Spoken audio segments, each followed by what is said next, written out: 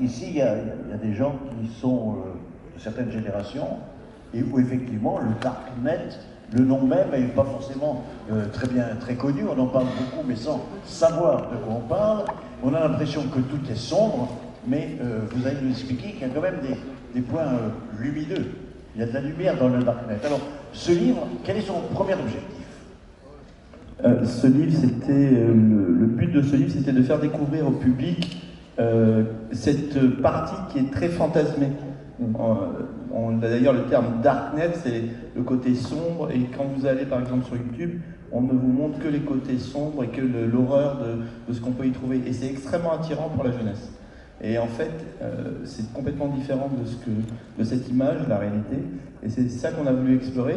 Et on a voulu le faire, pas d'un côté spécialiste, parce que moi, c'était mon domaine de travail. On a voulu le faire du côté de quelqu'un qui n'avait jamais été dedans. Donc j'ai cherché une victime innocente, et j'ai trouvé ma femme qui a été sacrifiée sur l'autel. Et donc je lui ai dit, tu vas aller dans le Darknet, et tu vas décrire ce que tu vois. Alors vous, il faut le préciser, votre métier, c'est ça, c'est de traquer la cyber. J'ai traqué pendant près de 30 ans des gens au niveau Internet, technologies nouvelles et Darknet dans le monde entier. On a travaillé beaucoup en France, on a aussi travaillé à l'étranger et on a traqué des criminels dans ce domaine-là, que ce soit de l'escroquerie, du vol, du chantage, de la pédophilie, de tous ces domaines-là. Et ça passait aussi par le Darknet. Mais moi, j'avais que la vision, effectivement, côté sombre du Darknet, parce que c'est ce qui m'intéressait. C'était aussi un petit peu l'idée de l'éditeur, hein, donc c'est une demande suite à un autre livre qui s'appelait Cybercrime, qui relatait donc des affaires traitées par Pierre dans le cadre de son travail. Et donc l'idée c'était de montrer l'aspect très sombre du Darknet.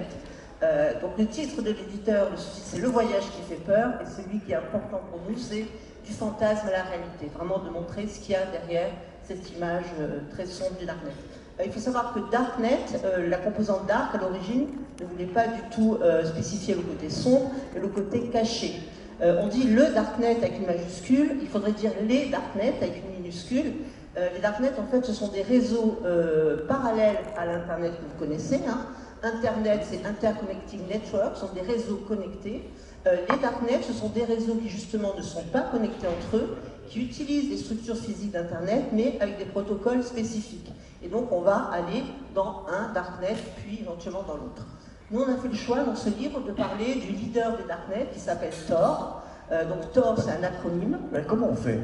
Alors, c'est très facile. Aujourd'hui, je vais aller sur le Darknet. Donc, dans 5 minutes, vous pouvez vous y retrouver. Donc, en fait, il faut un navigateur spécifique, qui s'appelle Tor Browser, que vous pouvez télécharger très facilement sur donc, Internet. Et vous vous retrouvez dans le Darknet. Donc, dans ce Darknet principal qui est Tor. Donc Tor, c'est un acronyme pour The Onion Router, c'est-à-dire le routeur en oignon. En fait, là, on va aller très vite peut-être sur cet aspect technique, c'est que le principe technique de Tor, c'est une succession de relais entre l'utilisateur initial et le site où il veut aller, ou la personne avec qui il veut communiquer, avec des chiffrements à chaque étape. Et cette multiplicité de relais, donc ça fait des couches de chiffrement, comme un oignon un petit peu, qui vont permettre d'une part la confidentialité du contenu des échanges, mais aussi l'anonymat des personnes qui sont reliées. Donc, oui, la personne qui va volontairement sur le Darknet, elle ne va pas pour chercher la lumière. Eh bien, ça dépend, ça dépend.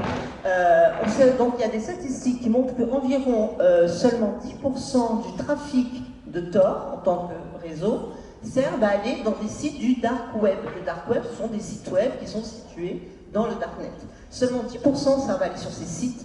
90% du trafic utilise le darknet comme un moyen, comme une voie souterraine, si vous voulez, pour revenir, mais de façon anonyme et sécurisée, dans le clear web. Et donc là, on a vraiment une répartition géopolitique, quasiment, je dirais, des usages de Tor, où en Occident, on va l'utiliser pour aller dans les sites du Darknet, dont une partie sur des sites criminels, on va y revenir avec Pierre, et une partie sur des sites pas du tout criminels. Et dans des pays soumis à censure, comme vous cacherez la Russie, la Chine, l'Iran, en fait, ce sera utilisé comme un moyen d'accès au monde, au clear web. C'est-à-dire que l'avantage de Darknet, au-delà de l'utilisation qu'on a fait, c'est que ça garantit l'anonymat de l'utilisateur. Quasiment totalement. Il faut savoir déjà que le principal Darknet, donc Tor, outil, a été créé par l'armée américaine, la Navy, qui a mis ça au point en fait pour communiquer avec ses agents sur le terrain. Au départ, c'était censé être ce moyen de communication ultra secret qui permettait justement de communiquer de façon chiffrée et extrêmement discrète. Sauf que même si vous communiquez avec quelqu'un de façon chiffrée et discrète, si vous avez une communication entre deux personnes, n'importe qui pourra se rendre compte que deux personnes communiquent même de façon chiffrée. Si vous rendez ça public et que vous permettez à tout le monde de communiquer en même temps de façon chiffrée, vous n'avez plus deux personnes qui communiquent, mais vous en avez 4 millions en même temps qui communiquent de façon chiffrée. Donc ça rend impossible un espionnage d'État. Ils ont fait volontairement le don de cette technologie au public, au travers d'une association, et ils ont mis cette à disposition de tout le monde, et en particulier avec l'optique américano-américaine, de dire c'est pour la liberté, les défenseurs des droits et tout ça. Tous les gens qui sont dissidents peuvent utiliser Tor pour communiquer entre eux. Vous êtes sûr d'être tranquille. Vous pouvez envoyer des renseignements, vous pouvez accéder à notre grande démocratie au travers d'Internet et au travers de ce Darknet, sans problème. C'est d'autant plus intéressant cet aspect que vous mettez en avant. On reviendra après sur les côtés un peu plus sombres. C'est que vraiment, dans l'idée générale, c'est absolument inconnu. Personne, pensant qu'on dit Darknet, ne pense que c'est un moyen d'échapper à la censure de pays totalitaires. En Occident. En Occident. Parce que, effectivement, nous, l'usage qui va en être fait, ça va être très majoritairement un usage criminel pour aller de façon très facile sur des sites du dark web, qui vont être des sites de vente de produits illicites, principalement des stupéfiants, mais aussi des armes. Ou des sites de vente de produits ou de vente illicite de produits licites, par exemple des médicaments auxquels on n'a pas accès dans certaines régions du monde, qu'on va pouvoir trouver très facilement sur le dark web. Et là, on voit qu'il y a vraiment, c'est un espace excessivement réactif. On a vu, donc nous on a analysé un petit peu le trafic, on a vu que lorsqu'il y a eu l'interdiction d'avortement, par exemple, dans de nombreux États des États-Unis, il y a eu une montée en puissance des sites qui vendaient des pilules abortives. Au moment des débuts du Covid, il y a eu très rapidement une adaptation de ces dark places, donc ces places de marché qui vendent des produits, de vente d'abord d'hydroxychloroquine, puis de vente de vaccins. Le problème, c'est que le Darknet, c'est un espace sans foi ni loi et qu'il n'y a pas de service après-vente. Il n'y a aucun contrôle. Il n'y a pas de contrôle, il n'y a pas de régulation, il n'y a pas de réclamation possible. Et ça, c'est un des dangers du Darknet, plus que les tueurs à gages dont on reparlera peut-être. Oui, on va parler de ça. C'est le manque de fiabilité, de la qualité de ce qu'on y achète. Alors, on parlait, il n'y a pas si longtemps, de la situation de la guerre en Ukraine, et on peut dire que le Darknet a une utilisation par les Ukrainiens ou par les Russes qui... Il y a une utilisation de... Alors, Tor est moins utilisé au niveau du Darknet à ce niveau-là, c'est plus Telegram qui est utilisé, parce que Telegram est aussi un Darknet, puisque pareil, il chiffre et il permet d'éviter de remonter à la source.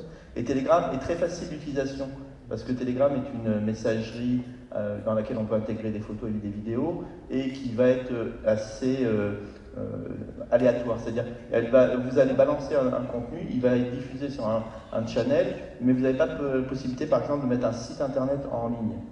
Vous voyez, c'est vraiment très rapide et c'est vraiment un chat, un peu comme les différents navigateurs qu'on a qui permettent de communiquer.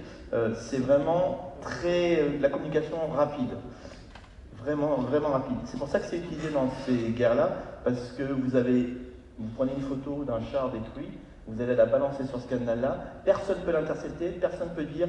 ou la photo, ou la position de l'unité ennemie, par exemple. Exactement. Donc c'est extrêmement pratique d'ailleurs, pour les Ukrainiens comme pour les Russes. Et les Russes, par contre, eux, s'en servent peut-être beaucoup plus. Alors vous avez une partie propagande, mais il y en a beaucoup qui utilisent justement Telegram, les chaînes Telegram, pour aller chercher de l'information. De l'information ailleurs, oui. Et ça leur permet d'avoir une autre vision du monde que celle qui leur est délivrée par les médias mainstream locaux. Mais excusez-moi, l'usage est quand même limité à des gens qui ont une connaissance assez pointue de l'informatique. Non, pas du tout. Telegram, vous l'installez en 2 ou 3 minutes. Tor, c'est pareil. C'est extrêmement facile à utiliser. Ça va être réservé, on va dire, plus à la population plus jeune, parce qu'ils ont l'habitude des outils numériques. Si vous vous adressez à une population un peu plus âgée en Russie, ils vont préférer regarder la télé et écouter la radio plutôt qu'utiliser leur téléphone avec ces outils-là. Mais la population un peu éduquée va utiliser ces outils-là beaucoup plus facilement. En complément de ce que dit Pierre, donc, sur l'utilité de Telegram, qui donc est un darknet sur la communication immédiate. Puisque dire, je ne sais pas, mais moi, Telegram, je connais, les enfants, tout ça, j'en parle. Mais jamais je fais le lien entre Telegram et Darknet, vous voyez. Oui, parce qu'on garde l'idée de le darknet avec une majuscule, alors qu'il y a plein de darknet, Telegram en est un qui est effectivement beaucoup plus utilisé. Donc en complément de cette communication immédiate sur le court terme qu'on va trouver sur les chaînes Telegram, on va avoir sur Tor des forums qui là vont permettre des échanges sur le plus long terme. Et donc ce qu'on avait trouvé, bon c'est dommage, on n'a pas pensé qu'on peut montrer des visuels, c'est qu'on va trouver des personnes qui vont pouvoir communiquer, des Russes qui sont contre la guerre mais qui ne peuvent pas l'exprimer de façon ouverte, qui vont pouvoir communiquer avec des Ukrainiens, avec des Américains, avec n'importe quelle nationalité, qui vont pouvoir s'exprimer sur ce qu'ils vivent eux en Russie. On avait vu des messages qui parlaient effectivement quelque chose dont on ne parle pas tellement dans les médias courants, de manque d'approvisionnement dans les magasins, etc., et de leur rejet de cette guerre. Donc ça va être un lieu d'échange, un espace ouvert d'échange qui n'est pas possible autrement, puisque les Russes sont soumis à un très gros effort de censure. Donc la censure aussi bien descendante, qui va couper l'accès à l'information, que la censure montante, qui coupe l'accès à l'expression de ce qu'on a à dire. Et donc ça, on va retrouver cet aspect vraiment espace de liberté de communication, aussi bien donc, dans des domaines politiques, que dans des domaines, par exemple, on va avoir l'utilisation du darknet en Afrique notamment, dans des communautés, par exemple, gays, pour qui le fait d'exprimer ouvertement son homosexualité peut être extrêmement dangereux, peut même conduire à la mort. On voit ce qui se passe en Ouganda notamment en ce moment. Et le darknet va être cet espace de liberté, d'échange et de soutien. Alors en Afrique, ça concerne quand même qu'une partie la plus éduquée de la population. Les Africains sont très connectés. Très connectés. Parce qu'on en reparlera sur l'aspect criminel, oui. Tout ce qui va être chantage, arnaque à la romance, etc., ça vient principalement d'Afrique. Alors, le sous-titre du livre que j'ai sous les yeux, c'est « Vol, arnaque, piratage, comment vous protéger ?» Bon, mais si on va pas sur le darknet, on n'a aucun risque. Ah si. Mais parce que c'est la question que je posais. Est-ce que si on ne va pas à la Gardère, est-ce que la Gardère, il atteint toi? Alors moi, je peux déjà vous dire que là et là, ben vous êtes en ce moment sur le darknet. Ah oui, surtout là, je le reconnais. Sans y être jamais allé. Comment est-ce possible? Une vraie question que je vous pose. Alors, allez-y. Ça peut être des vidéos intimes que vous auriez imprudemment laissé passer. Qu'est-ce que ça peut être d'autre? Laissez passer comment? Alors, tout ce qu'on va exposer sur les réseaux peut être piraté et c'est un marché. Et ce marché des données personnelles, des images intimes, va être vendu, revendu parfois de façon successive, les coordonnées personnelles, les coordonnées bancaires, pour servir ensuite de base à du chantage, à des extorsions de fonds, à des demandes de rançon. Par exemple, vous avez tous les hôpitaux dont on parle en ce moment qui se font hacker. La première chose que font les hackers quand ils rentrent dans ces organismes, c'est qu'ils vont chercher les bases de données personnelles des victimes, enfin des patients, et ils les récupèrent. Là, par exemple, il y a un hôpital qui a refusé de payer, parce que de toute façon, eux, ils n'ont pas la possibilité de le faire de cette manière-là. Ils ont refusé de payer, et donc ils ont envoyé les photos nues des gens pendant les opérations ou pendant les examens médicaux sur le clear web, même des fois dans le cadre, il y a des gens qui avaient un LinkedIn, ils ont envoyé les photos dans des posts à ces gens-là pour les humilier parce que l'hôpital n'avait pas payé. Donc les données qu'on utilise régulièrement tous les jours dans le cadre de nos activités, si elles sont volées, elles vont se retrouver dans le darknet et elles vont être vendues. Parce que les gens qui font les hackings, ils n'ont qu'un intérêt, c'est un intérêt financier. S'ils n'ont pas réussi à récupérer de l'argent directement au niveau du chantage, eh ben, ils vont les vendre. Et après, ces données vont être utilisées pour faire soit des arnaques, des escroqueries, soit du chantage, soit ça peut être de l'usurpation d'identité. Et ça fait partie des choses qu'on néglige un petit peu dans ce domaine-là. Mais le problème des données qui sont volées, et qui se retrouvent dans le darknet, le problème majeur, c'est qu'une fois qu'on est victime d'une usurpation d'identité, je vous assure que c'est quelque chose d'horrible pour les victimes, pour les gens. Parce qu'il faut prouver que c'est pas vous qui avez fait le prêt bancaire, que c'est pas vous qui avez acheté cette voiture, que c'est pas vous qui avez eu ces amendes. Et c'est un combat judiciaire, parce qu'en fait, vous êtes obligé de prouver quelque chose que vous n'avez pas fait. Vous voyez la difficulté de la chose. Et c'est un combat judiciaire pour la plupart des victimes qui est extrêmement difficile. Alors, c'est beaucoup moins vendeur pour les journaux de dire cette dame ou ce monsieur, ça fait 4 ans qu'il est en procès avec l'administration, avec l'État, avec les banques, avec des organismes de prêt, parce qu'on a usurpé son identité. C'est pas vendeur, mais c'est une réalité. Et je vous assure que moi, dans mon boulot, on avait énormément de gens qui venaient, qui pleuraient, parce que vous avez les huissiers qui tapent à la porte. Vous avez 40 000, 50 000 euros de prêts qui ont été faits à votre nom, avec votre carte d'identité qui a été volée, numériquement, hein. Et vous ne savez même pas ce que c'est, vous n'avez jamais été dans cette ville-là, et ben vous êtes obligé de rembourser parce que la personne qui est citée, la personne qui est enregistrée, c'est avec vos papiers, même si votre signature ne correspond pas. Donc ça veut dire avocat, procès, reprocès, appel, contre-appel.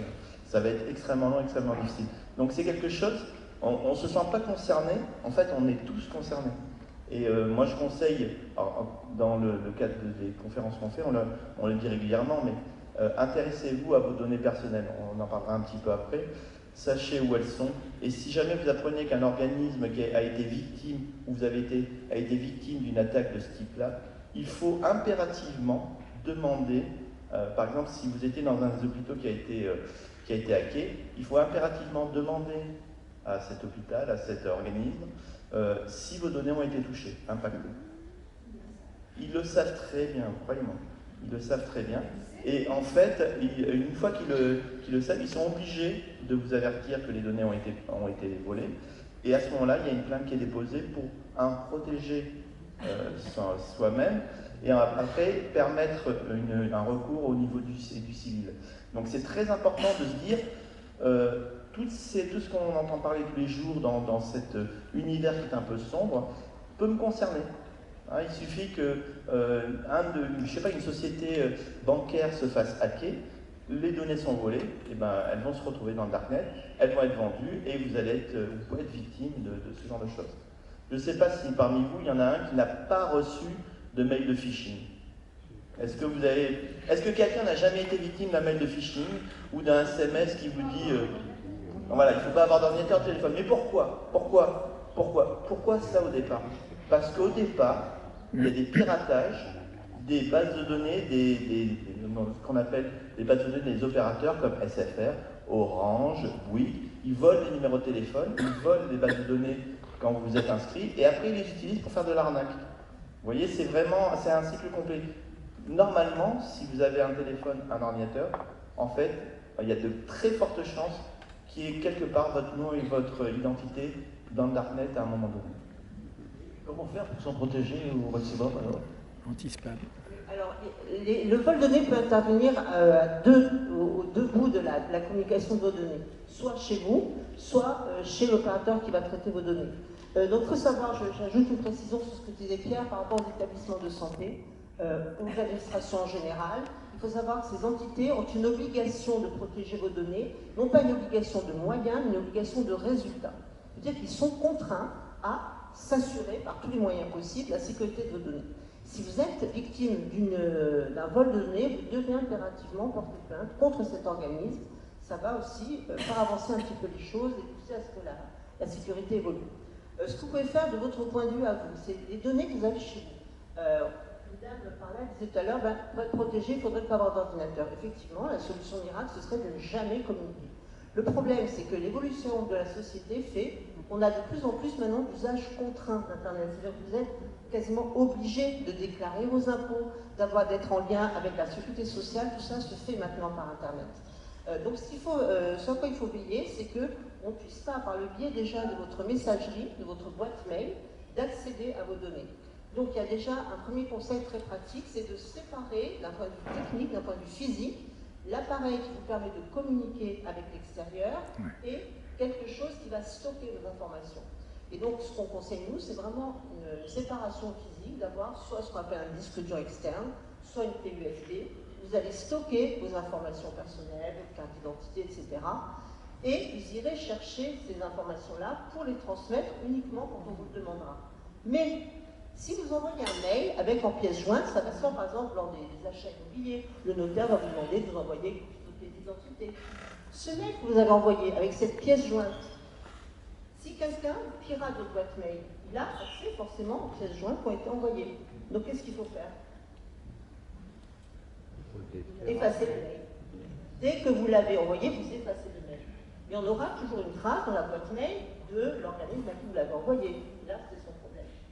Donc avoir un espace de stockage distinct, c'est pas très compliqué, c'est USB ou un disque dur externe, et effacer immédiatement au fur et à mesure les mails dans lesquels vous allez joindre les pièces jointes. Et par rapport à ce que vous avez sur le phishing, donc le phishing, je rappelle très rapidement pour ceux qui ce sera un petit peu vague, c'est lorsqu'un pirate va vous amener, vous, à communiquer volontairement, sans vous rendre compte de ce que ça fait, des informations confidentielles. Donc ça va être des faux mails qui imitent très bien souvent toute la mise en page, la typographie des organismes officiels, et qui va vous inciter soit à cliquer sur un lien, soit à cliquer sur une pièce jointe. Et ce lien ou cette pièce jointe vont permettre d'infecter votre ordinateur. Donc la règle de base, c'est qu'on ne clique jamais sur un lien ou une pièce jointe d'un mail que vous recevez. Vous faites l'effort, vous, d'aller sur le site de l'organisme en question, et il y a toujours une boîte de messagerie où vous aurez les informations qui vous concernent. Alors évidemment, c'est plus compliqué, c'est plus long, ça prend du temps. Gardez à l'esprit cette règle de base, tout ce qui vous facilite la vie, facilite celle des pirates. Ça, c'est la règle de base. Si vous dites, ah oui, ça va plus vite, ah oui, c'est plus facile, bien sûr, mais du coup, ça donne des portes d'entrée supplémentaires. Bon, tout ce que vous dites est passionnant, on ne peut pas être vigilant comme ça 24 heures sur 24. Il y a une règle. La règle, c'est je reçois un mail avec un lien, je clique pas. C'est la règle absolue. C'est-à-dire, ça doit être, le credo. Le credo, c'est je ne clique jamais sur le lien. Même s'il m'est envoyé par le président de la République, je ne clique pas dessus. Surtout. Maintenant, si c'est Poutine, je fais confiance. Non, mais c'est vrai que, bon, moi, je crois pas pour moi, personnel, parce que ça intéresse personne, mais c'est vrai que sur mon téléphone, je reçois plein de trucs, vous avez une amende que vous n'avez pas payée, vous êtes contacté par des services de pédopornographie. Oui, bah, la police qui vous appelle parce que vous avez fait la pédo et qui vous dit gentiment, il faut se mettre d'accord pour éviter des poursuites pénales. Ouais, c'est anti-spam. Je vous assure que ça marche. Oui, ça marche. Si ça continue, c'est que ça marche. Et même sur des policiers, malheureusement. Et j'ai même eu un magistrat très haut placé qui m'a appelé un jour en me disant je suis emmerdé. Voilà, j'ai un problème. Voilà. Oui, donc, mais là, on n'est pas loin de l'aveu, là. Il a avoué, mais bon, c'est étonnant quand même des fois. Oui, c'est étonnant. J'ai même eu